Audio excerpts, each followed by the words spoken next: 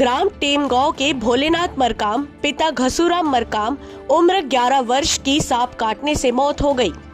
करीबन शाम के 4 बजे मक्का बाड़ी में 2 बच्चे बैठे हुए थे। तभी अचानक एक बच्चे ने सांप को देखा तो वहां पर कूदकर दूसरी जगह पर चला गया, मगर भोलेनाथ मरकाम वहां नहीं कूद पाया और उसको सांप ने काट लिया। काटने के बाद उसको उसके बड़े पिताजी के पास लेकर गए, जो कि जड़ी बूटी की दवाई देते हैं। जिन्होंने दवाई दी तो बच्चे को थोड़ा आराम मिला। उसके बाद बच्चा फिर से खेलने चला गया। बाद में खेल के आने के बाद वह फिर से घर में आकर छटपटाने लगा। उसके पिताजी फरसगांव गए हुए थे। शाम 7:30 बजे उसके बड़े पिताजी ने 108 को फोन करके बुलाया। फिर उसके पिताजी के आने के बाद उसको हॉस्पिटल में लाया गया, जहां पर पहुंचते ही बच्चे की मौत हो गई। बच्चे को नाग सांप ने काटा था।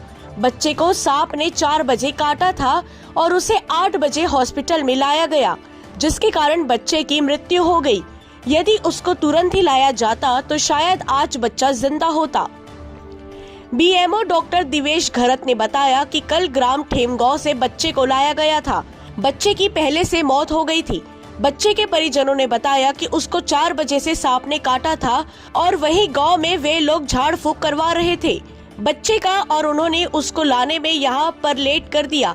करीबन 8 बजे लाया गया, तब तक बच्चे का डेथ हो चुका था।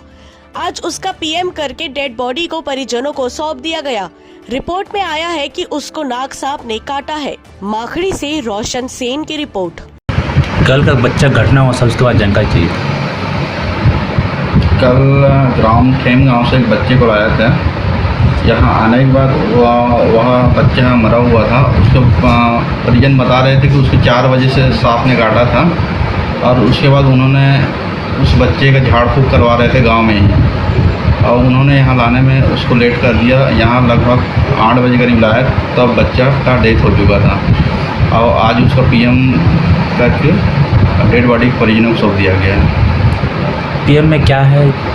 पीएम में यही है कि वो नाग सांप से काटने से मरा हुआ है। नमस्ते।